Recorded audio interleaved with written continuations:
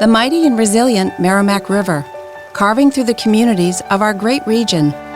My name is Linda Lorden, proud president of Merrimack County Savings Bank, and like the river that serves as our namesake, we're a constant yet ever-changing presence. Because to us, it's bigger than banking. It's about powering communities and putting people first. It's about knowing where you came from and where you're going. That's Merrimack style. Visit us at themerrimack.com.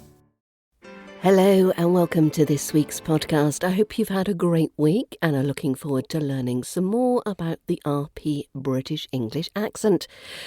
This week we're going to cover the schwa sound and do some sports idioms. So here we go. Section 1. Cracking the British accent code. There is a sound in British English that you're not even taught as a native speaker, but it holds the key to speaking like a native.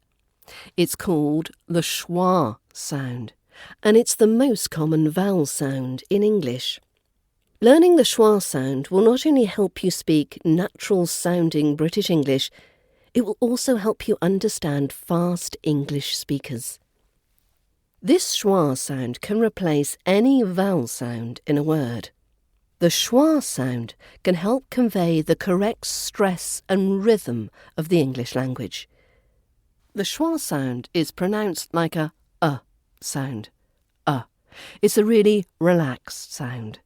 So make sure your mouth is relaxed when you produce it. You don't see this sound in writing as such, but it is everywhere in spoken communication, so it is incredibly important. Here's 3 ways you can hear it in British English speech. Firstly, the schwa is used in unstressed syllable sounds. Any vowel sound could become a schwa sound. It is said quicker and at a lower volume than the stressed syllable. The schwa reduces the amount of time it takes to speak the syllable, so it gives the illusion that the speech is faster. So, for example, in the word again, the schwa is the A at the beginning of the word, again. In the word problem, the schwa turns up as the E just before the M. In the word bottom, the O, the final O, is the schwa, bottom. In the word police, the schwa is the first O, police. In the word president, it's that I after the S, which is the schwa, president. And in the word album, it's that U is the schwa, album. Secondly, we use the schwa when words end in the sound, such as teacher, other, mother. Teacher, mother, other. Thirdly, we hear the schwa when we reduce the of in a sentence. So a classic is a cup of tea becomes cup of tea. If we let go of the rope, becomes let go of the rope. And we also use a schwa sound when we use the letter A. For example, a cup is a cup. A lesson is a lesson. A pen is a pen. So there you have it, a very brief introduction to the schwa.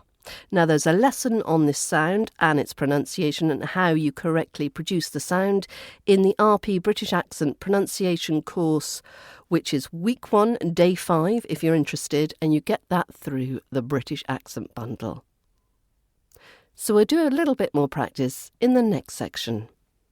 Section 2. Can you identify where the schwa is?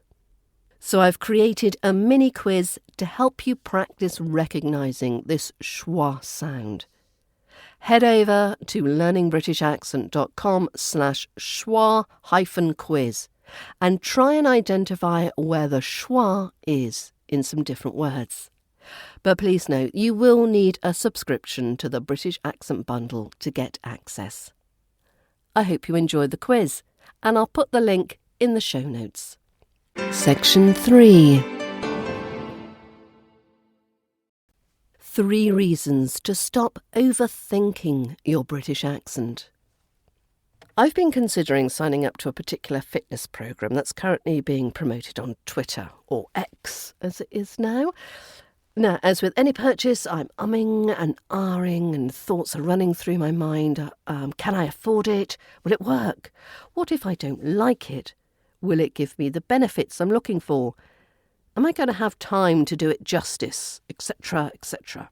Overthinking can be paralysing and often just creates a wish list of excuses to prevent you from taking action or making a decision. If you're not careful, you can fall into a similar trap with your British English accent. There's a time and a place to be picky about your pronunciation and dwell on the rights and wrongs of your accent. But are you overthinking your accent to the point that it's crippling your capacity to use it in real-life situations? Next time you catch yourself doing this, think. 1. If you're concentrating too much on how to say something, you may not be hearing what's actually being said. You need to allow yourself to get into the flow of conversation. By doing so, you'll be able to respond more naturally and spontaneously. You may make a couple of mistakes in your pronunciation, but as long as you're aware of them, you can work on them later. Not let them get in the way of a good conversation in the here and now. Secondly, did you often get told off for making mistakes? Maybe your teachers or parents had excessively high expectations of you, and you were terrified of being anything less than perfect. Overthinking is a product of the fear of making mistakes. And thirdly, is your overthinking resulting in over-enunciating? This would be a really bad habit to fall into. Over-enunciation is when you put so much energy and focus into your pronunciation that your speech starts to sound unnatural and a little fake.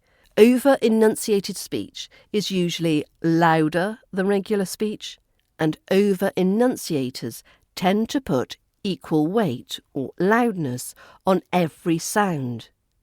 And they do tend to speak unnaturally slow. The time to overthink your accent are those times you've set aside to study and work on it, not during the cut and thrust of everyday conversation. At these moments, be conscious of your accent imperfections and make a mental note of what you need to practice. But don't let it interfere with the joy of talking and making connections. Now, if you need some help during your accent study times, why not sign up to the British Accent Bundle to guide and structure your learning? Go to learningbritishaccent.com/bundle. Can I just take a moment to break in here? You can get access to quizzes and members-only posts when you become a member of the British Accent Bundle at learningbritishaccent.com. And of course, you also get access to both the British Accent training courses. That's the RP British Accent Pronunciation course and the Ultimate RP British Accent Learning Resource. You can get all of this for under £7 per month. So if you select the yearly membership option at only £79, you can get immediate access to all these resources. So for less than £7 per month, you can make so much improvement to your speaking voice and gain so much confidence in your fluency and conversation skills. So why not gift yourself this opportunity? Section 4. Level up your British English accent, exploring British sports idioms. Now, I hope you're ready for some sports-related idioms because today I have 10 to tell you about. Sports idioms generally originate from a specific sport, but over time these phrases have come to mean something that can be used in everyday life. So here are a few of my favourites. 1. Throw in the towel. Throw in the towel. This is taken from the boxing world, and it means to give up. So here's some examples. After weeks of negotiations with the stubborn landlord, Alex finally threw in the towel and started searching for a new flat. After struggling for hours to fix the broken computer, Sarah finally decided to throw in the towel and call a professional technician. Number 2. Level playing field. This can be from any field sport, and it means a fair competition with equal opportunities for all. The idiom level playing field refers to a situation where everyone has an equal opportunity to succeed, compete, or participate without any unfair advantages or disadvantages. It implies fairness and equity in a given situation or competition.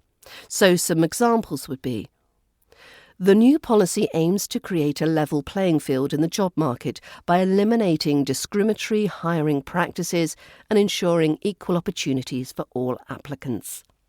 Or, in order to foster innovation and competition, it's important to maintain a level playing field in the marketplace, where small startups can thrive alongside larger corporations. Or, the coach emphasised the importance of fair play and sportsmanship, reminding the team that victory is only meaningful when achieved on a level playing field, where everyone has an equal chance to win. Number 3. Jump the gun. Jump the gun. This is from many different track events, and it means to start too early, often resulting in negative consequences due to rushing into a decision or action without proper consideration or preparation. So, for example, I think we jumped the gun by announcing the new product before finalising its features and pricing. Now we're facing backlash from customers who feel misled. Or, Sarah jumped the gun by accepting the job offer without waiting to hear back from her preferred employer. Now she regrets not considering all her options. The team jumped the gun by starting the project before receiving approval from the client, causing confusion and delays in the long run. Number 4. Skating on thin ice. Obviously, this is from ice skating. And this refers to being in a risky or precarious situation where one is close to encountering trouble or facing consequences. It often implies that the person's actions or decisions are dangerously close to causing problems or harm. So, for example, after missing several deadlines and ignoring warnings from management, John is now skating on thin ice at work, risking termination if he doesn't improve his performance. With his reckless behaviour and disregard for safety protocols, Tom is constantly skating on thin ice, and it's only a matter of time before he gets seriously hurt. The company's financial situation is unstable, and any further mistakes could lead to bankruptcy. We're definitely skating on thin ice here. Number 5. Par for the course. Par for the course. And this is taken from the world of golf. Now, the idiom par for the course refers to something that is typical, usual, or expected in a particular situation. Again, it originates from golf, where par represents the expected number of strokes for a proficient player to complete a hole or a course. Examples. Minor setbacks during the project were par for the course in our line of work, but overall we were able to deliver the final product on time and within budget. Traffic delays on the motorway are par for the course during rush hour, so it's best to plan extra time for your commute. In a highly competitive industry like ours, facing rejection is par for the course. It's important to stay resilient and keep pushing forward despite setbacks.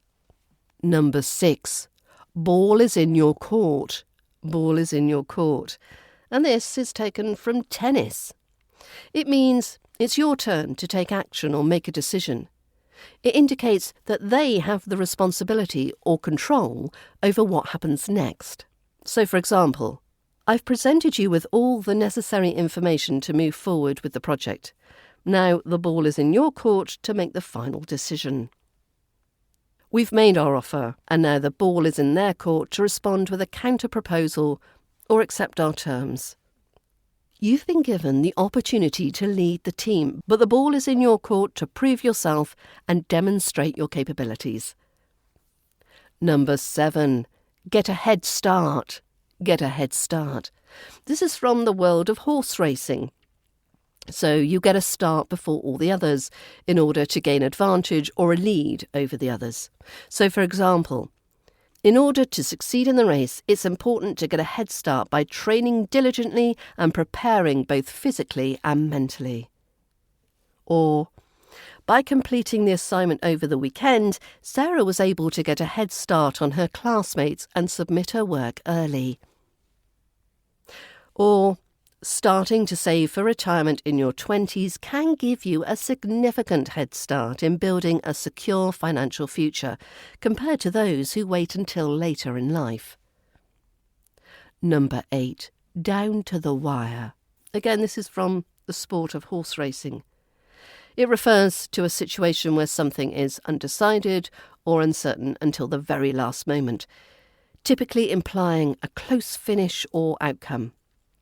It suggests a scenario where there is little time left to make a decision or complete a task, and the outcome remains uncertain until the final moments.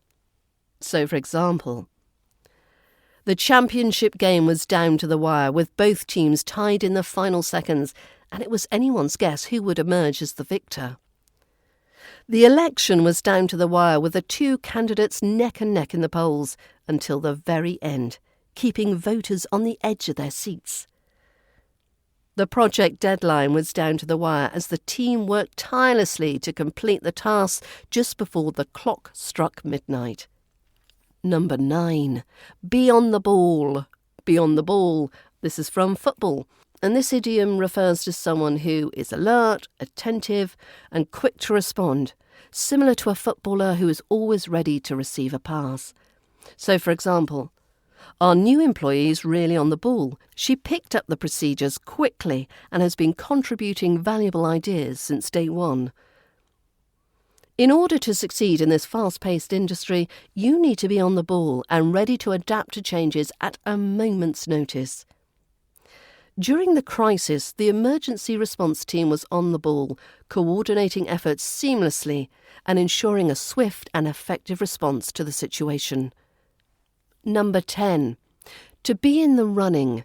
To be in the running.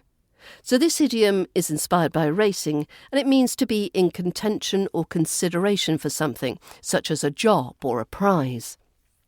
So, for example, despite facing tough competition, Sarah is still in the running for the promotion due to her outstanding performance and dedication. Several companies are in the running to win the contract to build the new infrastructure project, but only one will ultimately be selected.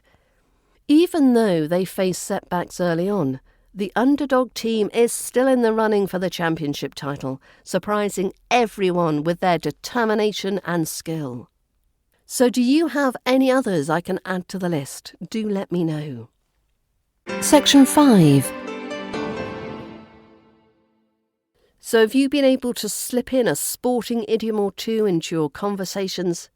Well, if you want to be sure you understand their meanings before you include them in your verbal discourse, why not take this quiz? Test your knowledge and see if you can identify which sports idiom fits best into the sentence in the question. You can access the quiz at learningbritishacent.com/sports-idioms-quiz, and I'll put the link, as usual, in the show notes. Thanks so much for listening. Have a great weekend, a great Easter if you celebrate it. I look forward to your company next Friday. In the meantime, if you do have any questions, do get in touch. My email address is in the show notes.